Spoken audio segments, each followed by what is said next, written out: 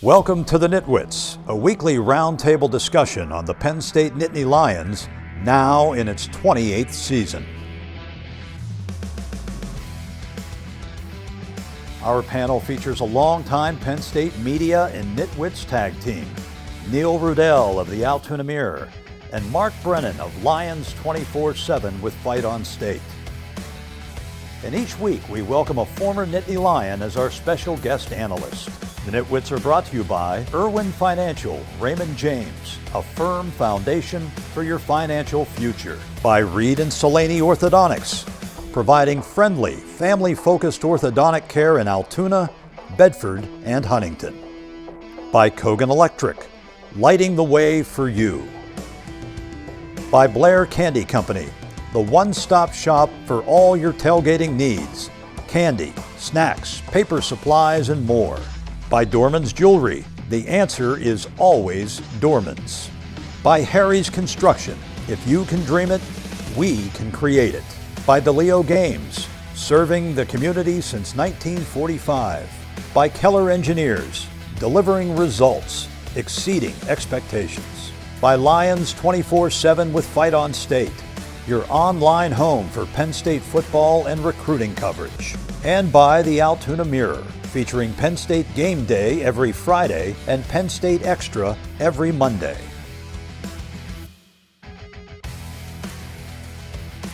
What I'm doing, getting right to it. The money is talking, I'm flowing, it's coming in just how I drew it. Yeah, you know what it is. We doing it big. Look up, there is no limit, no, we cannot settle for this. Yeah, can't stop, nah, won't stop.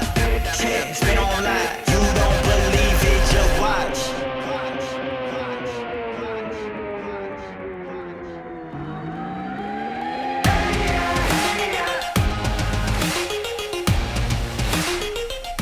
Welcome into Nittany Nation Overtime. Penn State went to Rutgers and won 40-36. We welcome our guest, Roger Corey of the radio network. We wanted an experienced guest nitwit tonight just because of the uncertainty, all the moving parts. You know, Penn State fans and people that have covered Penn State football for this long have never experienced being basically without a permanent head football coach for now about 7 weeks and had to endure a search. And I'd have to say, kind of thank God because of the way this is going, all the different names. But we're going to try to sort out what we can. You know, we would think it's getting close, you know, because the regular season is now over. So do you have any feel for the time frame? I think understanding that as we tape this show on Sunday, 8,000 things could happen in the next 48 hours. So we know signing day is Wednesday. It would be ideal if they could get it done before then, but I don't know that you want to force it to make sure that it is done before then at the risk of not getting the best possible candidate. What I do know is that there's a classic pose from Pat Kraft on the sideline where he's like this, staring at the action. Well, right now, every Penn State fan is like this, staring at Pat Kraft, waiting to see what he's able to do. This is going to be his defining moment. So we've waited these 7 weeks, watched the team, the focus has been on the team, now the focus is squarely on Pat Kraft and what he's able to do. Roger, how are you reading from the radio booth? Patience is a virtue, but mine is wearing a bit thin at this point, along with all of Nittany Nation. Look, as you indicated, Penn State's never been out without a head coach for this long. We went into the O'Brien era. There were a lot of hurt feelings, a lot of hard feelings. James heads off to Virginia Tech. Some hurt feelings, some hard feelings about it. And as you indicated, this is Pat Kraft's defining moment. This is his hire. He's going to take his time. I don't know exactly, and I can't give you a date when the wheels fell off the train. I don't know. I don't know when James knew that his job may be on the line because of what was going on. I think it happened before the 3 losses in a row. Well, you know, when O'Brien was hired, it was about a month, maybe 6 weeks, and of course you were coming off, a crisis, so it wasn't as much top of mind. James was hired pretty quickly, within a couple weeks. So yeah, unique territory. You know, I think most people have felt that Pat has done a good job, body of work, you know, up to now, and we will see. But I have to believe still that he has a plan, that there's some kind of, maybe not a wow candidate, but somebody that everybody will feel, oh, that's why he waited. We'll see. That guy has credibility and a good choice. But either he's playing four-dimensional chess or he's flying by the seat of his pants, and we will know within the next couple of weeks.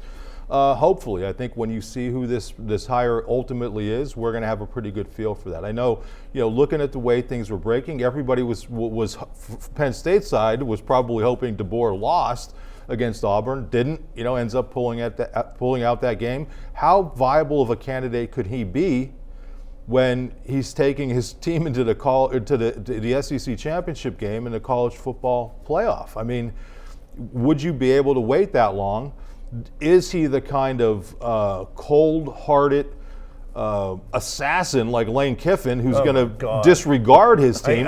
Do you want that guy? We could safely say it's not Kiffin. Right. No, but I mean, do you want a guy who's going to do that to your team? Absolutely not. Who's going to walk out on a playoff team? You know, right. You know, a lot of the watch has centered around yesterday, and it seems like it's changing by the hour. DeBoer. Lincoln Riley. These are just the predominant names lately. Chesney, BYU, you know, Sataki has gotten at least mentioned. Heupel has surfaced. Dable supposedly had been talked to. He's talked to a lot. Right, but here's where we are. I people. mean, I hear Heupel's name out there, and if you look at, they've lost, their 4 losses are to the 4 ranked teams on their schedule. So what are we talking about? And you know, he could potentially, if he got the job, come here and be a fine head coach. But you don't make that move with Franklin if you're bringing in a guy who was basically is having the same issues this exact same year. Yeah, I don't know whether, like we had mentioned, Jeff Brom thought maybe that, you know, he had enough of a resume. He didn't do as well second half of the year. So, hey, like you said, Roger, patience. The coaching carousel is not done spinning yet. There's a lot of dust. There'll be a lot of dust to settle. Someone's going to rise from the dust. I would have to guess that the candidate, because it hasn't been named, you know, Fitzgerald's name was thrown out there. It looks like he might go to Michigan State. Some of the pie in the sky or big swing, you know, Urban, Saban, they started at the very top. Guys that were available, you could have done that already. And well, yeah, you don't. If you have a 7-week head start, that guy's here already. I mean, if that was the direction you were going to go, so clearly he's looking. And then let's not forget Terry Smith. Listen, you know, I said it last week that unless you can go really high and get a guy like Freeman or get a guy like DeBoer, and I'm not saying that's happening, but I'm saying who is the better option than Terry Smith compared to a couple guys like that? Especially for right now, I wrote that too. Especially for right now, continuity's sake, current roster, and acknowledging the job that he's done. Okay, yes. We wanted to get that out of the way. They did play. We're going to talk about the Rutgers game right after this. The NitWits are being brought to you by Irwin Financial Raymond James, a firm foundation for your financial future. By Reed and Salaney Orthodontics, providing friendly, family-focused orthodontic care in Altoona, Bedford, and Huntingdon. And by Kogan Electric, lighting the way for you. You're watching Nittany Nation Overtime. Welcome back. We did mention that Penn State played Rutgers, probably not a game that'll go down in the history books, except they won and they carved a 500 season, and based on where they were 6 weeks ago, give them credit, and especially their offense. Their offense seems to continue to make strides. Yeah, I mean, if you look at where this offense was when James Franklin was fired and where it is now, it's like, and the thing is, we were all talking about it. He was so hell-bent on balancing the carries between Katron Allen and Nick Singleton, and I think the number was 70 each through 6 games. And the last 6 games, they start feeding Katron and feeding Katron. And what happens? He ends up with 1,300 yards, breaks the all-time rushing record, And as he's doing this, Nick Singleton got better because they were using him in a complementary way and doing different things. I just can't believe, I'm struggling with how badly that was botched in the first 6 games. Because you can see it there now, and I think those two guys, when Terry Smith, when he first said it, some people were snickering that these are our 2 best offensive players. Well, I think that turned out to be the case. It was just a matter of using them the right way, and that I look back at that, and I still can't believe those first 6 games, how badly those 2 guys were misused. Yeah, I mean, he ended up with about 100 more carries on the season, past the 4,000 career mark, and there's only, I think, about 25 guys in Big Ten history that have done that. And, you know, Terry made this point yesterday, and I think it's worth repeating. The unselfishness of Singleton and both those guys to be a top. Singleton set the career rushing touchdown record and the all-purpose record. They had him back there on kickoffs in order to do that. But where would these numbers be if they were using them properly all season? And how what would much their record be? Right, and how much did it impact their future? You know what I'm saying? I mean, I just think that was, when you look at the James Franklin era, that was one of the most botched things that happened. That and the wide receivers, I think. Penn State hasn't thrown the ball down the field for several years. Tyler Warren, thank God for him last year. The kid was a dynamo. Still is in Indianapolis. But seeing Terry throw the ball down the middle of the field, something that's been missing from Penn State's offense for the most part for the past 3-4 years. I was happy to see it. Their offensive line deserves credit. Let's also point out that Rutgers is really defenseless. Michigan State also, I mean, the schedule lightened up a little bit, but they did play well against Indiana. Grunkenmeyer, you know, to me, I don't know who the next guy is. We've made that clear. But whoever it is may bring in a quarterback. At least you might have to challenge. But I think Grunk is off to a pretty good running start with 6 games of experience. I love the leadership out there. I mean, I've talked about it from the beginning. The way he manages the huddle, the way he's in control of things. When they got the delay of game, the way he got angry, I like that. He was mad that happened, and then he went over and he's employing the defense to go out and get the job done. I mean, that to me is leadership. He wasn't doing it in a mean-spirited way. I think he was like, let's go, let's get this thing done. And they have not asked him to do much. He's thrown the ball down the field. Yep. Not only is he completing some, but they're getting PIs, so the opponent's playing honest. And he's not making the killer mistake. No interceptions in the last 2 games, if I have that right. Last 3 games. And, you know, his touch is better, too. They were 3 for 3 on 4th down, which really helped decide the game at the very end. And that big play to Rapp, who came out of his shell in the last 4 or 5 weeks also. Yeah, I think he was 11 of 12, if I'm not incorrect, Grunk, down the stretch of that game. And that's telling you you're making the throws you need to make. And you're doing this while the running game is playing so well. So complementary, running sets up the pass sets up the run, the offensive line is getting, here comes the tight end. All of a sudden, all this is working. But something that a lot of folks may miss, good complementary football, but within the framework of the team, the complementary relationships have improved. It had to. They had to pull together. What was the stat we were throwing around in the booth last night? Only 9% of the teams that were 3-6, 9% in the country, ended up the season at 6-6. Oh, there you go. That's a good stat. That's a great stat. And that's from complementary leadership, complementary football. Hats off to Terry Smith for helping generate that. And that's after a coach was fired. I mean, yes. So you're looking at a situation where guys could have given up and they didn't. Yeah. Now, it wasn't necessarily yesterday because of their defense. It was in spite of it. You know, to allow 533 yards, that secondary was, to me, the most disappointing of it. Fortunately, they made a couple big defensive plays to win the game with Amari Campbell with a scoop and score, and they also came up with a big 4th down stop. Well, finally a bounce went their way. I mean, they had enough go against them that they were due for one. And if you look at the Amari Campbell, I think it was Zariah Fisher was laying on the ground, and if he recovers that, that's not a scoop and score. So the defense played poorly all game, but when opportunity presented itself, it took advantage. You had that, and then when the quarterback tried to run on that 4th down late, the job the defense did. I don't know why the quarterback's running there when you have a running back who's averaging 8 yards per carry.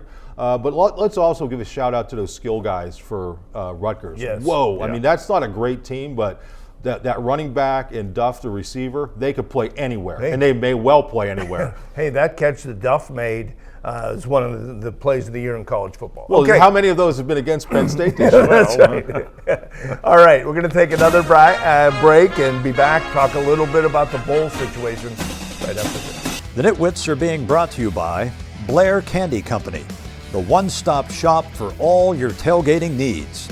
Candy, snacks, paper supplies, and more. By Dorman's Jewelry. The answer is always Dorman's.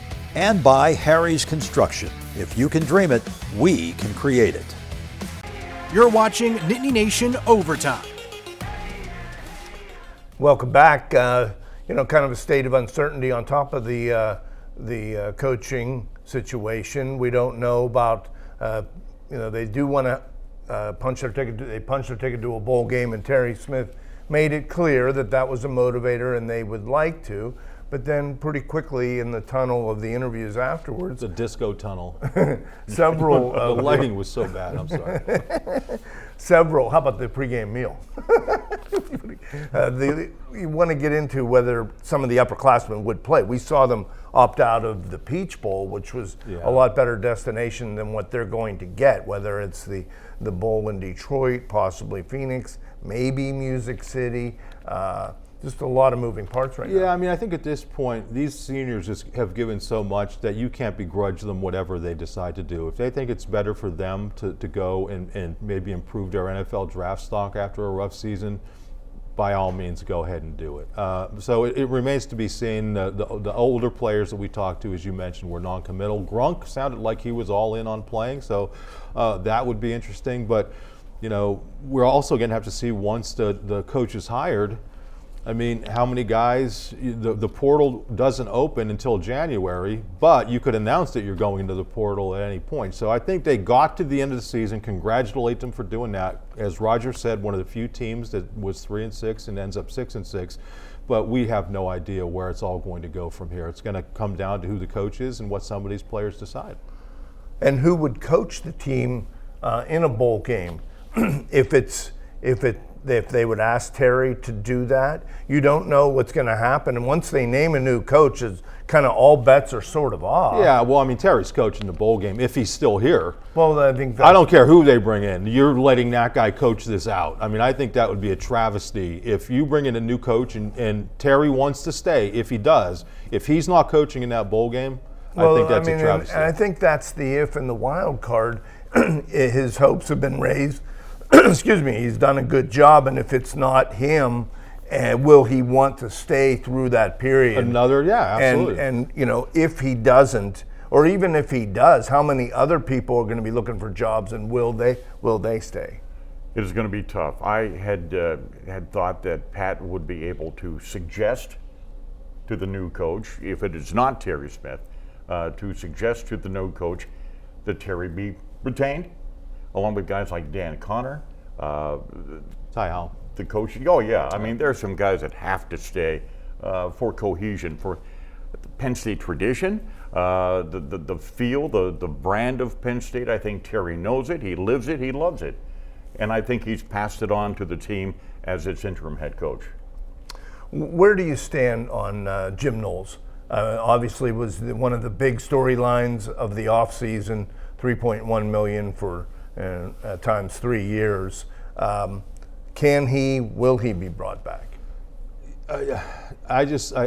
Should he be brought back? Things were trending in the right direction until they weren't, right? I mean, I don't know how you look at that Rutgers game and think, if it's a money thing and you feel as if you've spent so much money that you have to pay the guy to stay, I think that you're putting yourself in a tough position. But the guy's a proven coach, but what he did not work here.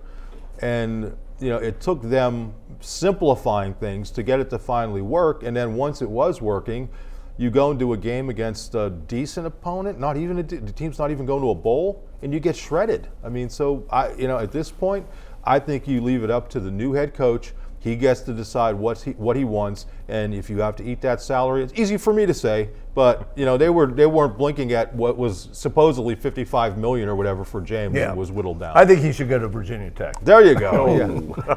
Along with Total Nicky, right? Well, he at least did a little better in the second half. Give him some credit these last few games. It's going to be an interesting take, and so many things depend on if Terry stays or if they bring somebody else in. If Terry stays, do the OC and DC stay? I don't know.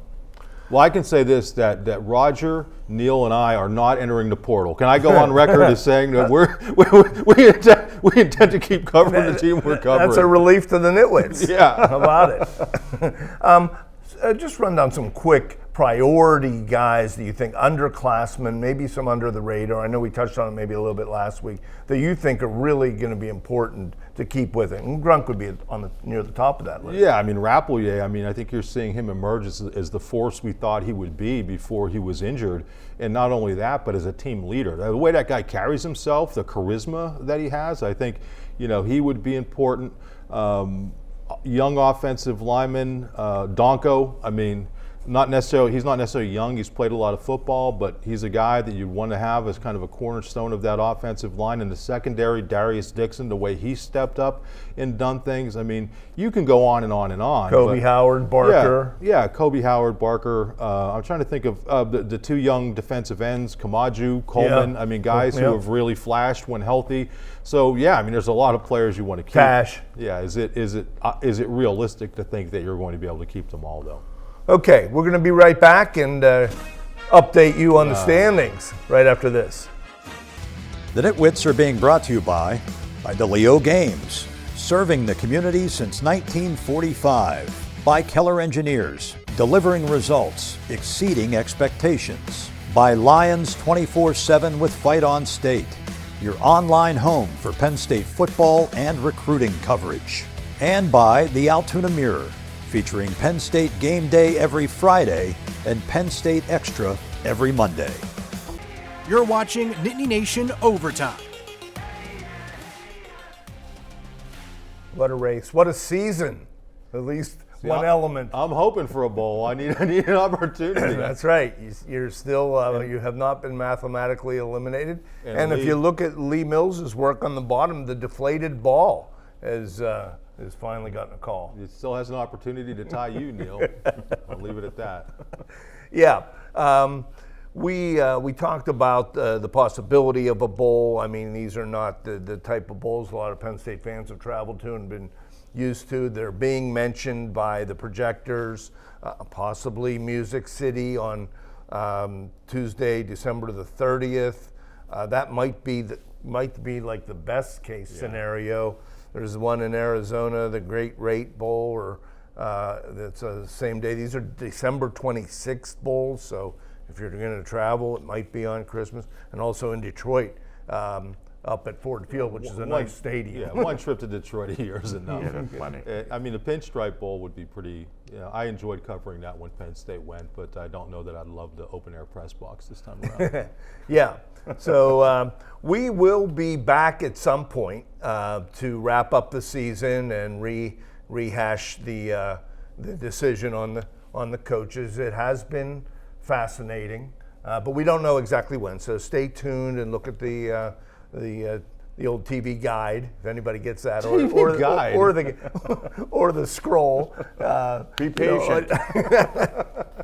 But we will be able to wrap up the season. Roger, we wish you well. We appreciate you coming in. You've been in a couple times this year, and the radio network's so fortunate to have you and Steve, and of course Jack and Bob Taylor. Hey, can I make one quick comment? Hey, this is the first season we've done without the late great Lou Prado, and we probably should have mentioned it earlier in the year, but he was a huge part of what we did. Had so much fun, helped us with research, and we missed Lou dearly. He would have had some great things to say about this season, believe me. Yeah, I'm glad you brought that up. And Lou was a guest Nitwit with us several times. We had a lot of fun with him. He always came to the press conference and his history books and just the wealth of knowledge. He would have been going back and researching the transition from Probably Bob Higgins to Whoever he went to. Yeah, and best wishes to his wife Carol and Yep. family. So, so we'll look to see, and we'll make our bowl predictions, and I know you'll be looking forward to that. I'll be ready. Yeah, maybe we should make a prediction on who's going to get the job as the tiebreaker. Oh. No, don't. All right, that's going to about do it. We appreciate you watching. We enjoy doing the show, and we will see you real soon. Thank you for watching Nittany Nation Overtime.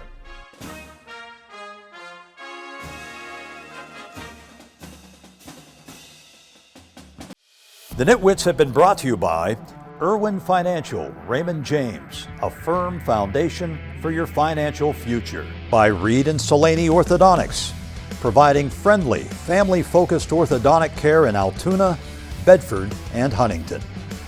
By Kogan Electric, lighting the way for you. By Blair Candy Company, the one-stop shop for all your tailgating needs. Candy, snacks, paper supplies, and more.